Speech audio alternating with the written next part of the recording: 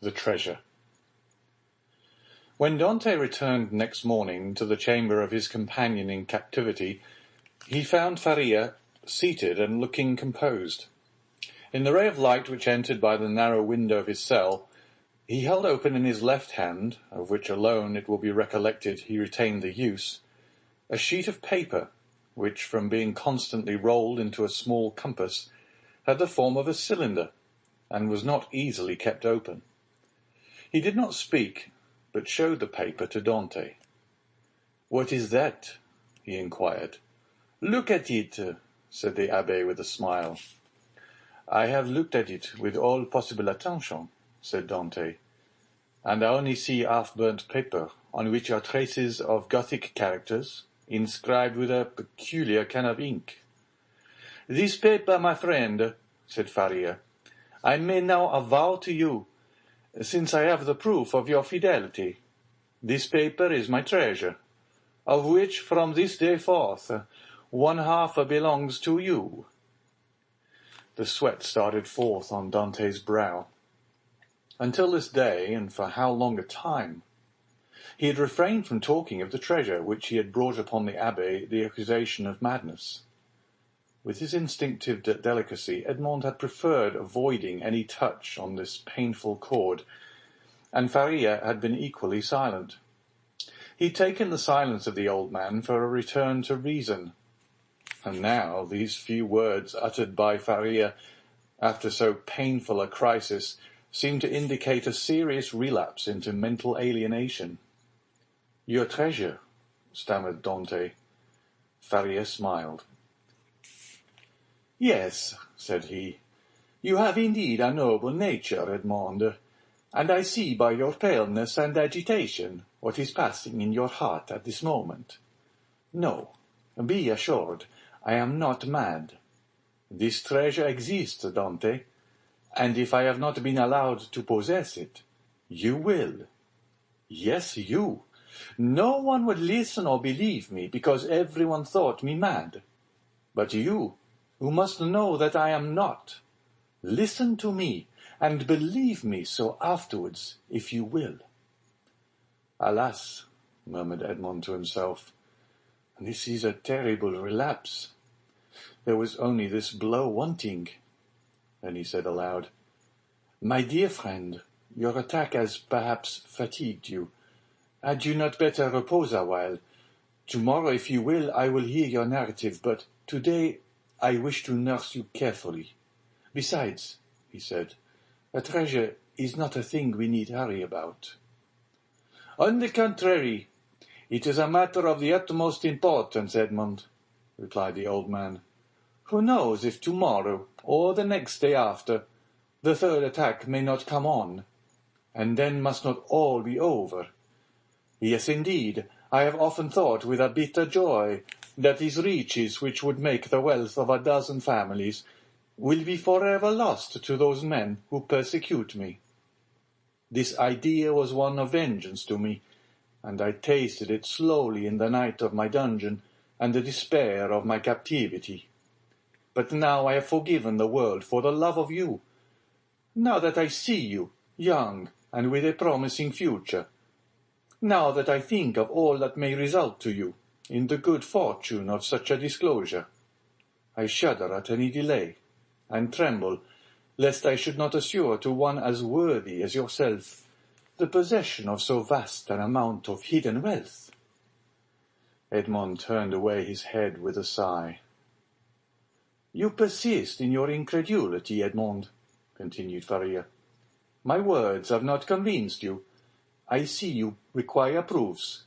Well then, read this paper, which I have never shown to anyone."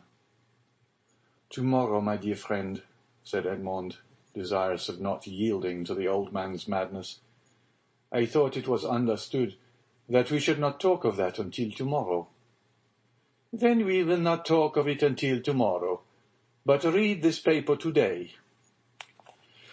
"I will not irritate him," thought Edmond, and taking the paper, of which half was wanting, having been burnt, no doubt by some accident, he read, "This treasure, which may amount to 2 of Roman crowns in the most distant of the second opening, were declared to belong to him allo heir.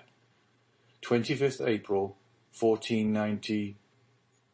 "Well," said Faria, when the young man had finished reading it. "Why," replied Dante, "I see nothing but broken lines and unconnected words, which are rendered illegible by fire." "Yes, to you, my friend, who read them for the first time, but not for me, who have grown pale over them by many nights' study, and have reconstructed every phrase, completed every thought." "And do you believe you have discovered the hidden meaning?" "I am sure I have, and you shall judge for yourself. But first listen to the history of this paper." "Silence!" exclaimed Dante. "Steps approach. I go. Adieu."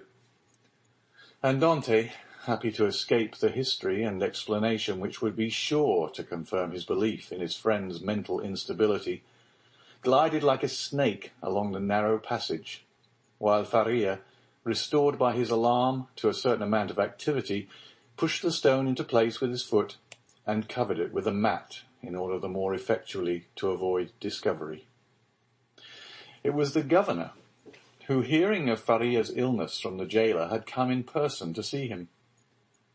Faria sat up to receive him, avoiding all gestures in order that he might conceal from the governor the paralysis that had already half stricken him with his death.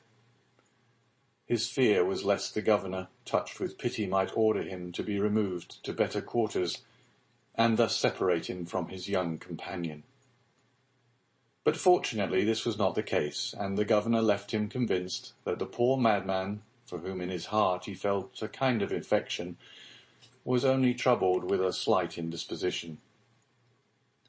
During this time Edmond, seated on his bed with his head in his hands, tried to collect his scattered thoughts.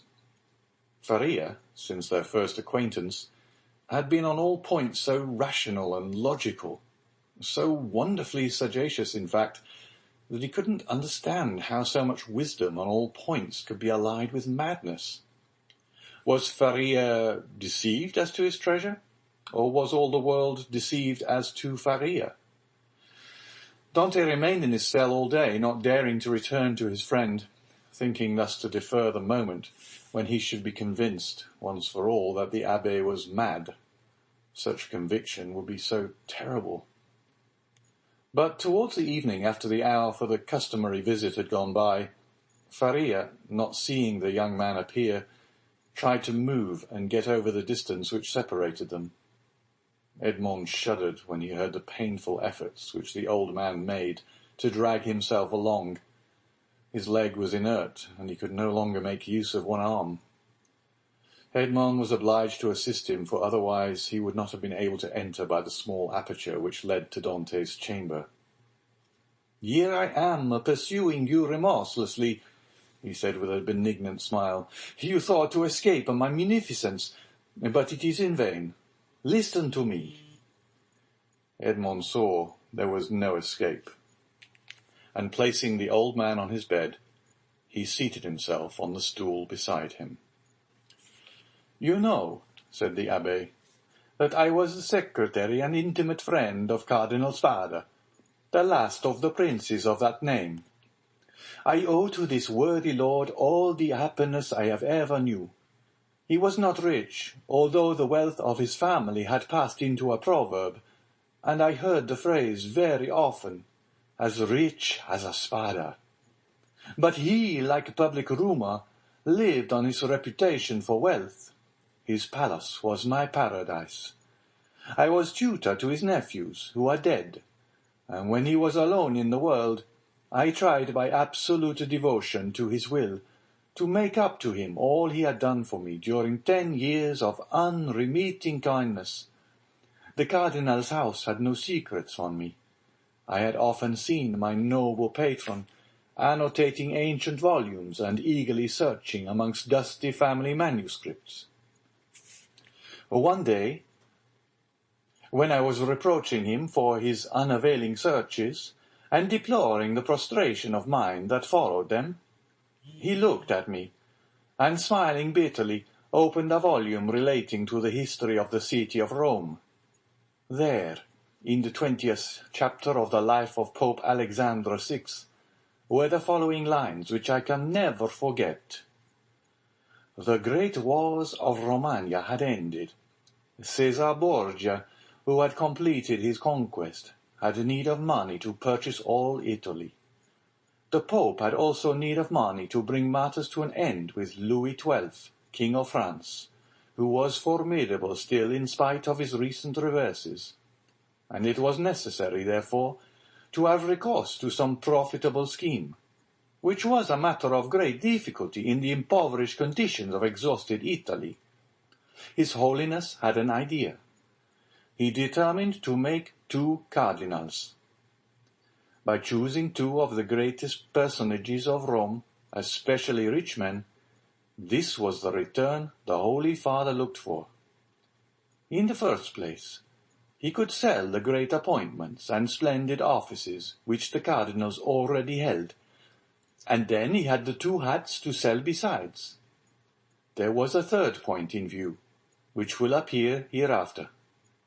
The Pope and Caesar Borgia first found the 2 future cardinals.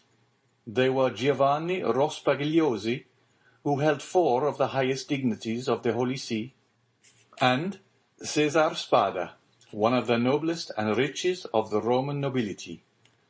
Both felt the high honor of such a favor from the Pope. They were ambitious, and Caesar Borgia soon found purchasers for their appointments. The result was that Rospigliosi and Spada paid for being cardinals, and 8 other persons paid for the offices the cardinals held before their elevation.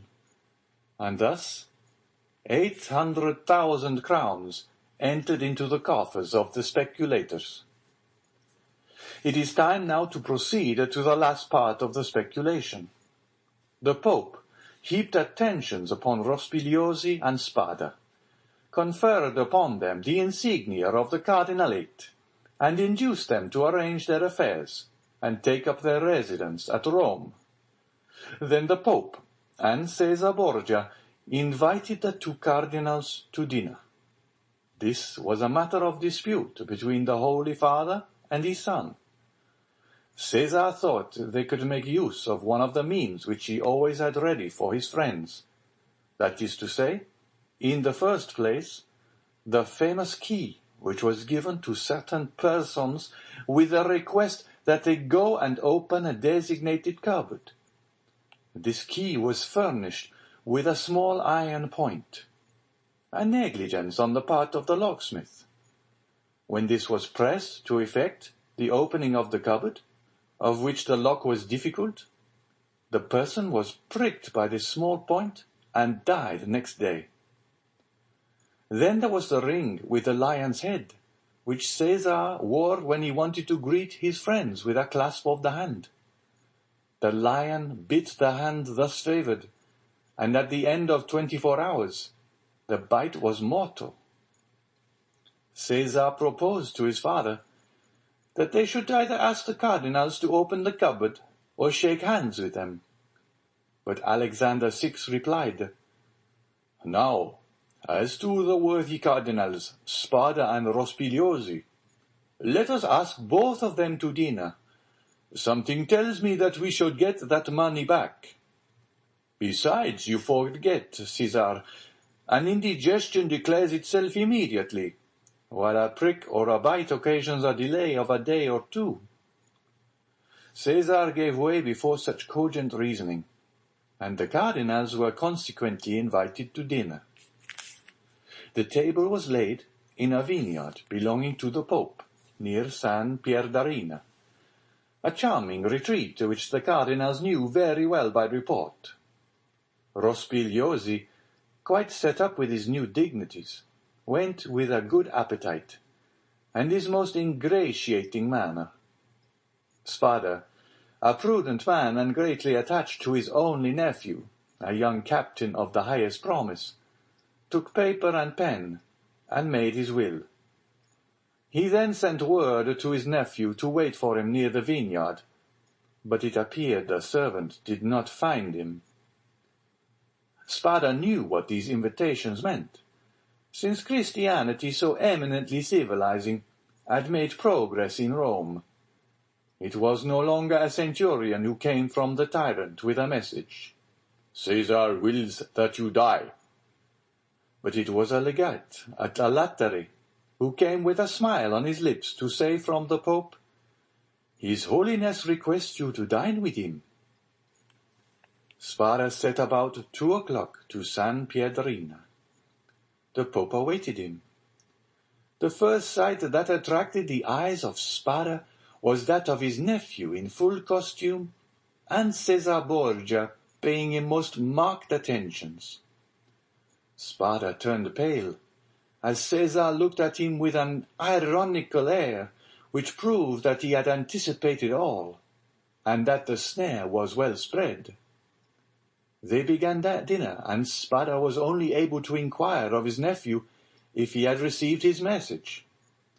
The nephew replied no, perfectly comprehending the meaning of the question. It was too late, for he had already drunk a glass of excellent wine, placed for him expressly by the Pope's butler. Spada at the same moment saw another bottle approach him, which he was pressed to taste. An hour afterwards, a physician declared they were both poisoned through eating mushrooms. Spada died on the threshold of the vineyard. The nephew expired at his own door, making signs which his wife could not comprehend. Then Cesar and the Pope hastened to lay hands on the heritage, under presence of seeking for papers of the dead man. But the inheritance consisted in this only, a scrap of paper on which Spada had written, "I bequeath to my beloved nephew my coffers, my books, and amongst others my breviary, with the gold corners, which I beg he will preserve in remembrance of his affectionate uncle." The heirs sought everywhere, admired the breviary, laid hands on the furniture, and were greatly astonished that Spada, the rich man, was really the most miserable of uncles. No treasures, unless they were those of science, contained in the library and laboratories. That was all. Cesar and his father searched, examined, scrutinized, but found nothing, or at least very little, not exceeding a few thousand crowns in plate, and about the same in ready money. But the nephew had time to say to his wife before he expired, "Look well among my uncle's papers. There is a will." They sought even more thoroughly than the august heirs had done, but it was fruitless. There were 2 palaces and a vineyard behind the Palatine Hill.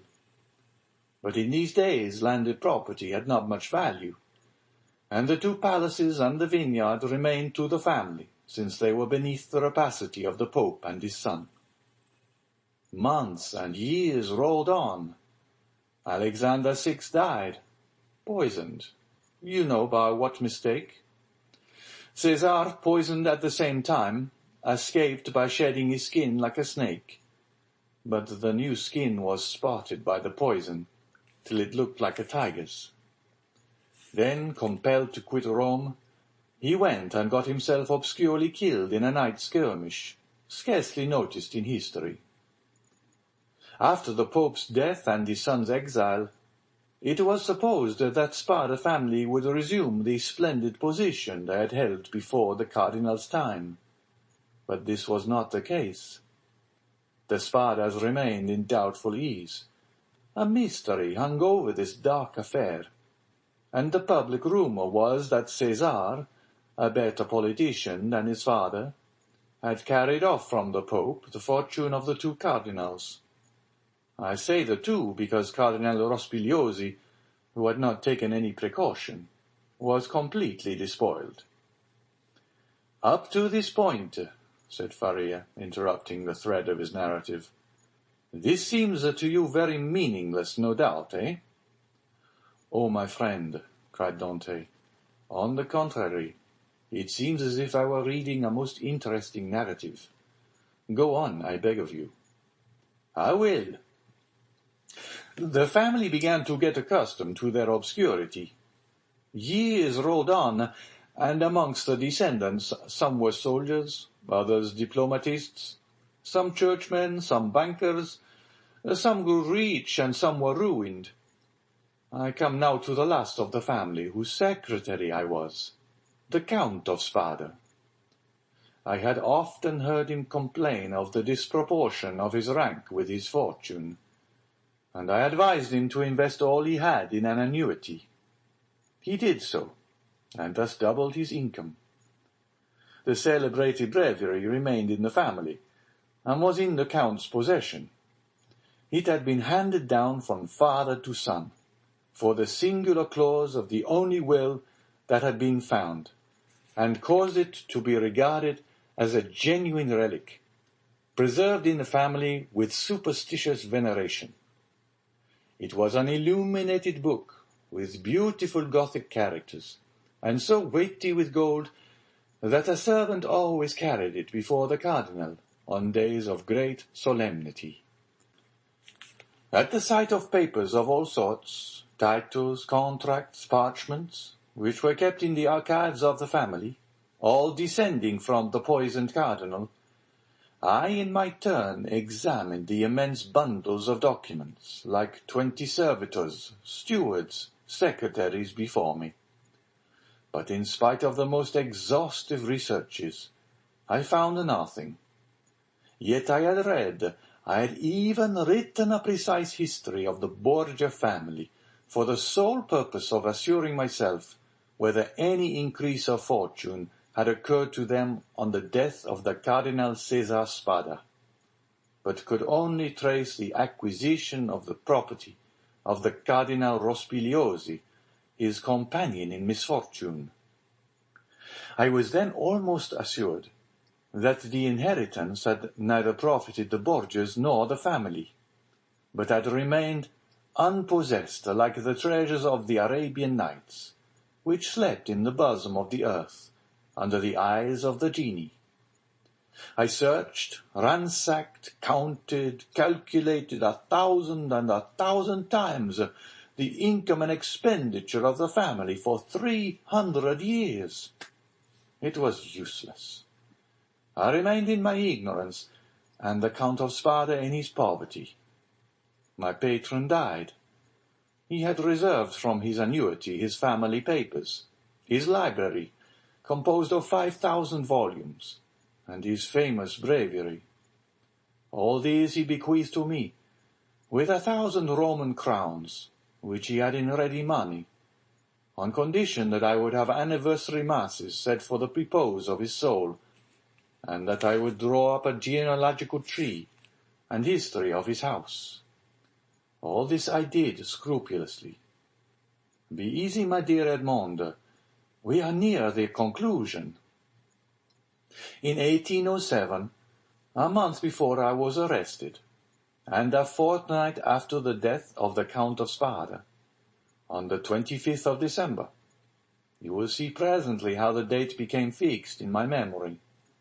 I was reading for the 1,000th time the papers I was arranging, for the palace was sold to a stranger, and I was going to leave Rome and settle at Florence, intending to take with me 12,000 francs I possessed, my library and the famous breviary, when, tired with my inconstant labour at the very same thing, and overcome by a heavy dinner I had eaten, my head dropped on my hands, and I fell asleep about 3 o'clock in the afternoon. I awoke as the clock was striking 6. I raised my head. I was in utter darkness.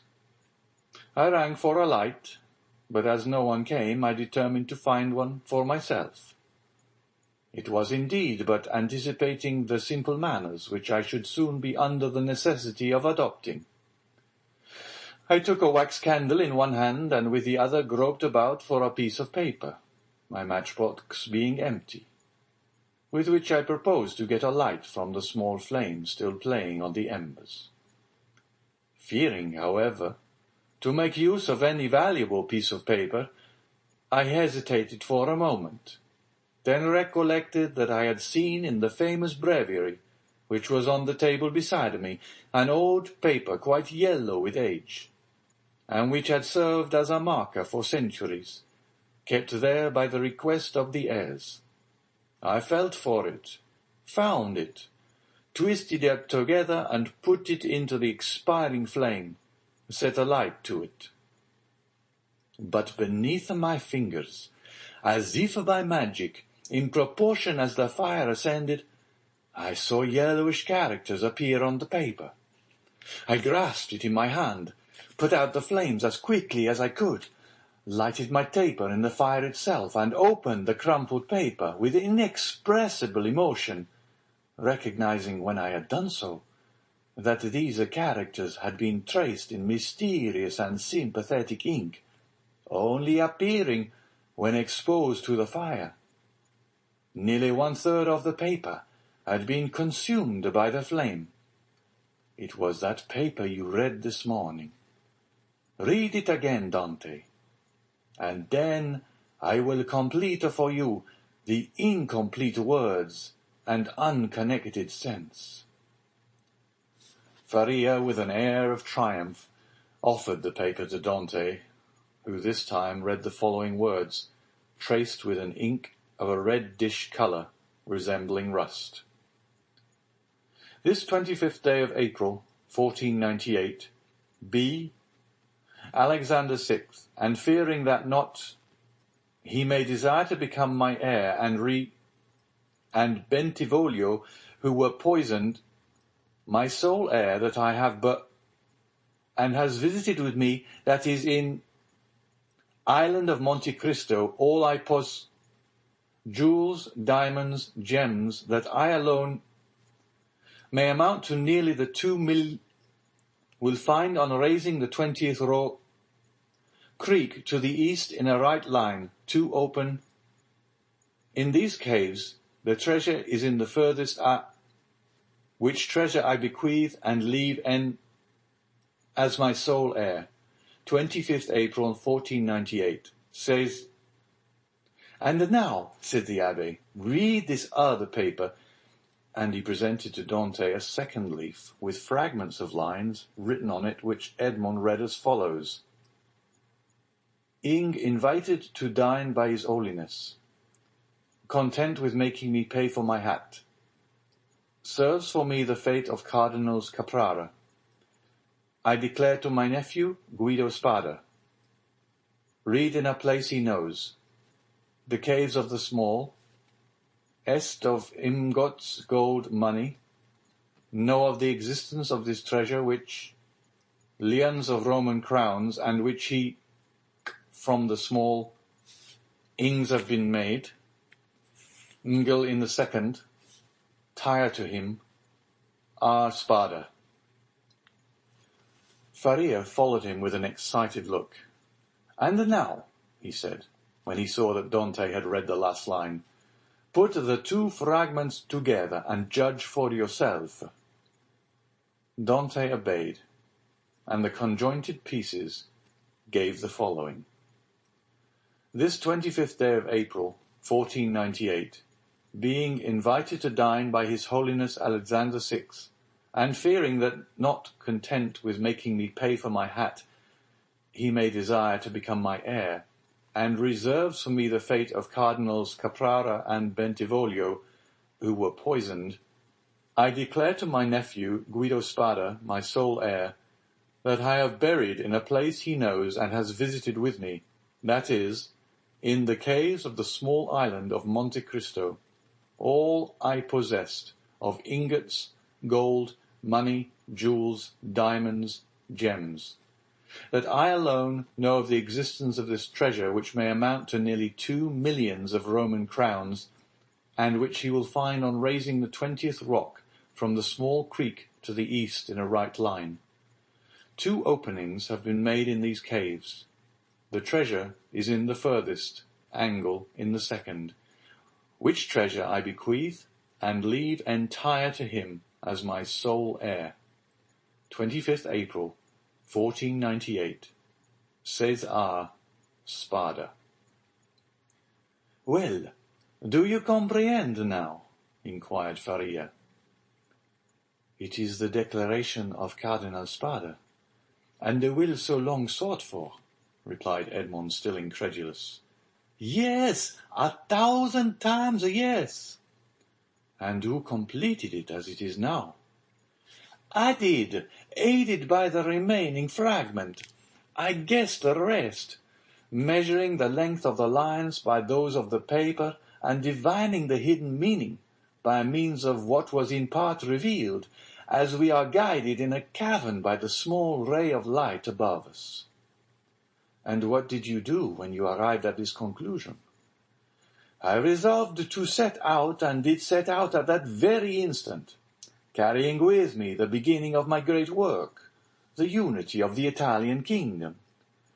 But for some time the imperial police, who at this period, quite contrary to what Napoleon desired so soon as he had son born to him, wished for a partition of provinces, had their eyes on me, and my hasty departure, the cause of which they were unable to guess, having aroused their suspicions. I was arrested at the very moment I was leaving Piombino. Now," continued Faria, addressing Dante with an almost paternal expression, "now, my dear fellow, you know as much as I do myself. If we ever escape together, half of this treasure is yours. If I die here, and you escape alone, the whole belongs to you." "But," inquired Dante, hesitating, "has this treasure no more legitimate possessor in the world than ourselves?" "No, no, be easy on that score. The family is extinct. The last Count of Spada, moreover, made me his heir, bequeathing to me this symbolic breviary. He bequeathed to me all it contained. No, no, make your mind satisfied on that point. If we lay hands on this fortune, we may enjoy it without remorse." "And you say this treasure amounts to—" 2 millions of Roman crowns, nearly 13 millions of our money." "Impossible," said Dante, staggered at the enormous amount. "Impossible? And why?" asked the old man. "The Spada family was one of the oldest and most powerful families of the 15th century, and in those times when other opportunities for investment were wanting, such accumulations of gold and jewels were by no means rare. There are at this day Roman families perishing of hunger, though possessed of nearly 1 million in diamonds and jewels, handed down by entail, and which they cannot touch." Edmond thought he was in a dream. He wavered between incredulity and joy. "I have only kept this secret so long from you," continued Faria, "that I might test your character, and then surprise you. Had we escaped before my attack of catalepsy, I should have conducted you to Monte Cristo now," he added with a sigh. "It is you who will conduct me thither. Well, Dante, you do not thank me?" "This treasure belongs to you, my dear friend," replied Dante, "and to you only. I have no right to it. I am no relation of yours." "You are my son, Dante," exclaimed the old man. "You are the child of my captivity. My profession condemns me to celibacy. God has sent you to me to console, at one and the same time, the man who could not be a father, and the prisoner who could not get free." And Faria extended the arm of which alone the use remained to him, to the young man, who threw himself upon his neck and wept. End of chapter 18.